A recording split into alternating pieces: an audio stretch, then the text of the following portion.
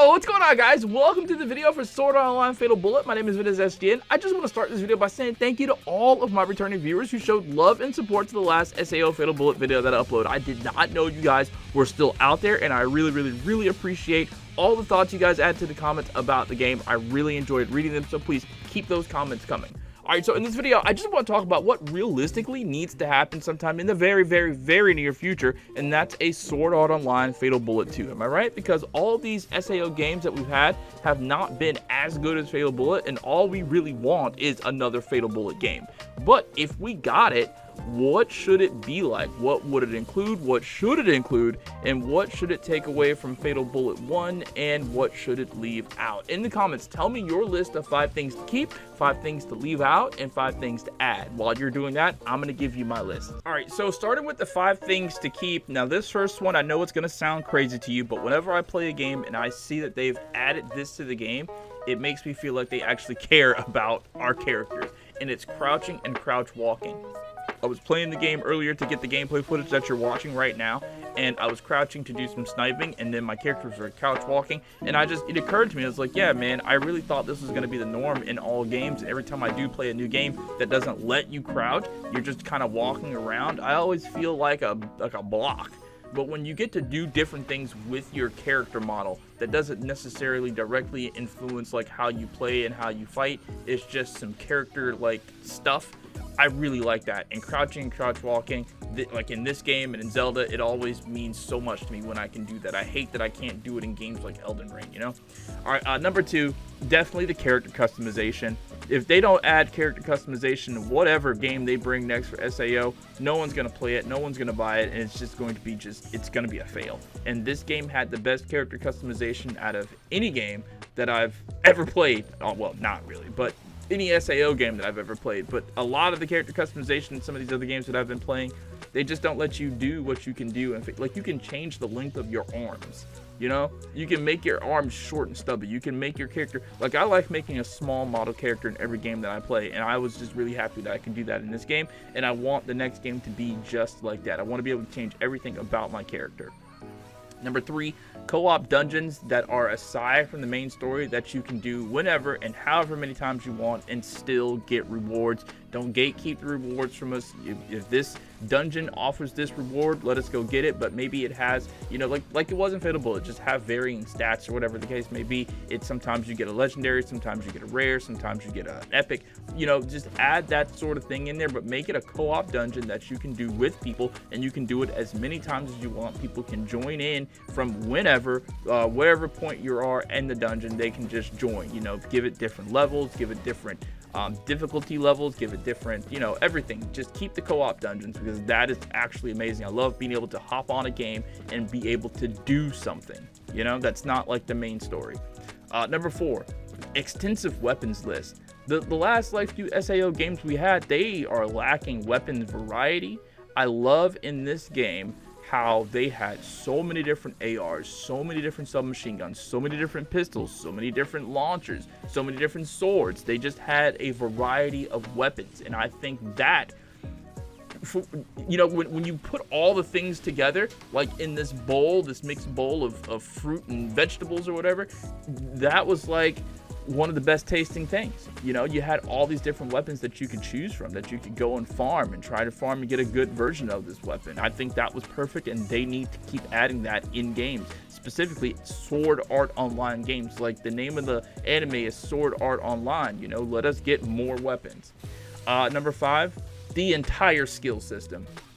I was thinking about things that I want to get rid of, and I was like, well, do we need to get rid of the ability to put, you know, direct points into your strength and dexterity? And then I was like, well, those directly impact what skills you can have. If you don't have enough dex, then you can't get this skill. And I was like, you know what, that actually made the game intricate. That made the game interesting. It made you care about your character. And I think that right there, care about your character, that is how you make a game where you have character customization, because you have to do things that increase or decrease aspects about your character that are an expression of you. the outside you, the real you, into the game. You know, you want to make your character super sturdy so he doesn't take that much damage, then, you know, add to whatever endurance stat there is. You want your character to be able to shoot faster or move faster, increase your dexterity. I think that needs to 100% be a part of an SAO Fatal Bullet 2. All right, so those are my 5 things to keep. Here are my 5 things to get rid of. And number 1 on this list, I don't care what anybody says, that weight limit crap has to go. I hate it. That's the only part that I hated about this game, that I dreaded about this game, aside from fighting that tower and people messing with me in the comments about not having that sword at the end, was knowing that if I fought too much, that I was going to collect too many items and my character was going to be weight limited, and I would have to stop what I was doing and delete some items. And I didn't like doing that. They just give us, add a full inventory instead. You can't collect any more items, but don't make me move slow. I can't stand that. It's irritating. Number 2, get rid of the Arfice's date simulator. I mean, what was the point of it? It was just kind of weird certain times when your Arfices was the same gender. I mean, I'm not trying to say there's anything wrong with anything. People can do whatever they want to do, but I'm just saying I did not like the Arfice's date simulator, and I can recall back then more than a few of my friends who quit the game because of the Arfice's date simulator. Like, oh no, they made my character, like, you know. So I think they need to get rid of that. Number 3, trash weapon drops at the end of difficult dungeons. I'm specifically talking about that tower thing that you had to do when everybody was, again, messing with me in the comments years ago about not having that sword. One of the main things that I was like, yeah, I'm not doing that, because people would always tell me, yeah, you get to the end of it, man, and you get that sword, but it's no guarantee it's going to be a good sword. You're going to have to do it like maybe 100 times to get a really good sword. And me trying to do it one time was really a pain in the ass. I'm just going to be honest with you. It was a pain in the ass. I hated doing it.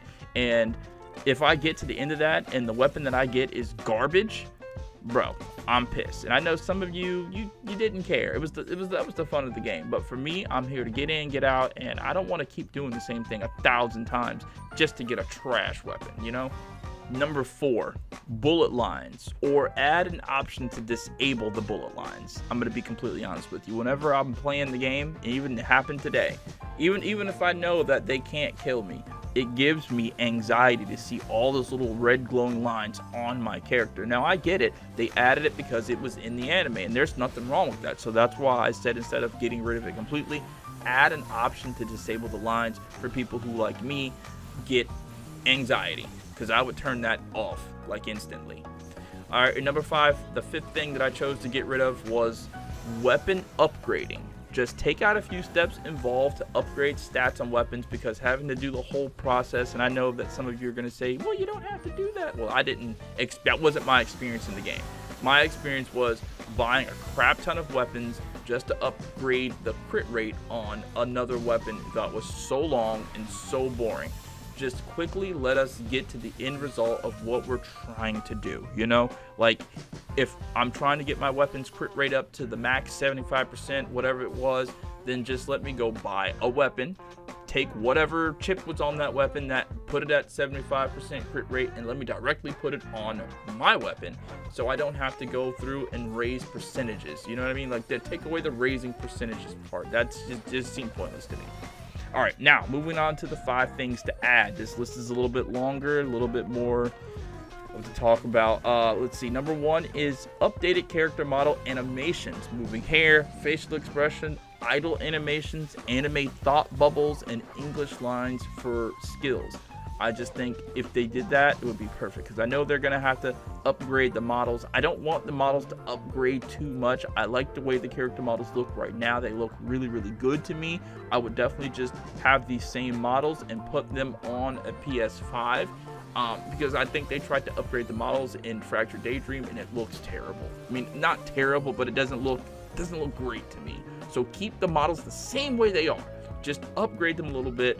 The wind blows their hair, you see their facial expressions, you know, anime thought bubbles, give them some little when you're, you know, idle animations when they're, like, you know, doing their skills or whatever like that, like when you have your NPCs that are with you, Let them do some crazy little wacky animations, some, what do they call emotes, you know, that sort of thing. So yeah, number 2. And let me know what you think about this one. I know I'm telling you to write a lot in the comments, but I really want to hear your thoughts about this one. And I thought about this for a while too. I want a massive open world hub for online where we see each other's characters and have to move to different POIs with vehicles, because the distance would be so long, to visit shops to do various things like weapon upgrades, do some shopping, the mission counters, essentially, make it like the old lobby from the first game, but make it a lot bigger, like a lot bigger. I think that would really add to the atmosphere of this being a huge MMO game. Can you just picture it?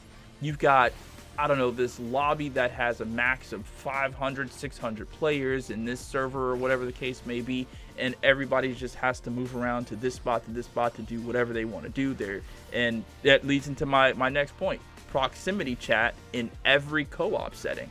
So imagine that you're in this open world, you're going from here, going from there, everyone's having these conversations that you can hear faintly off in the distance. You get closer, you know, that sort of thing would be so good. Just add proximity chat to the open world hub, and then add proximity chat to every co-op setting. So if me and you and him are in a 4-man, or we're in an 8-man, and we are doing different things, and we're communicating with each other, but the proximity chat would have us, like, you know, voices coming in, coming out, we can barely hear, you know, that sort of thing. I think that would be, like, actually amazing for the game going forward. Number 4, and this is already in Fractured Daydream, so this is something that they did right in Fractured Daydream.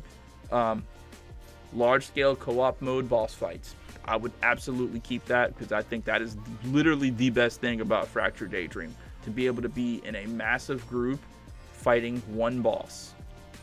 Number 5, 8-player raids with a cumulative reward system that builds towards weapons of every type. Like, we get a basic crafting item, whatever it is, and once we get so many of these basic crafting items, let's just say 100 to maybe 200 or maybe even 1,000 of these things, we can craft a sword. And then after we crafted a sword, this time we can choose to use those basic crafting items to craft body armor. You know what I mean? Craft a better arficis the next time.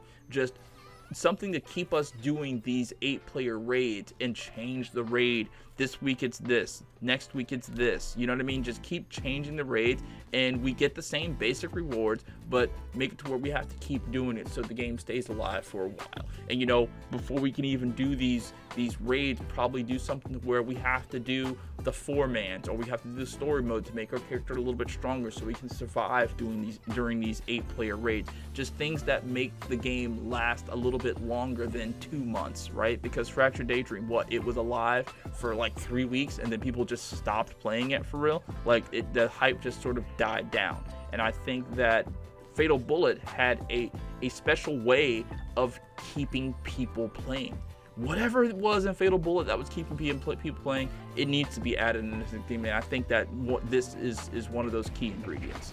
Alright, so that's going to be it for this video. I hope you did enjoy it, and I look forward to reading your comments this time, because most of you are a lot more creative than I am. As always, my name is Ventus, and thank you guys so much for watching, and I'll catch you next time. Peace out.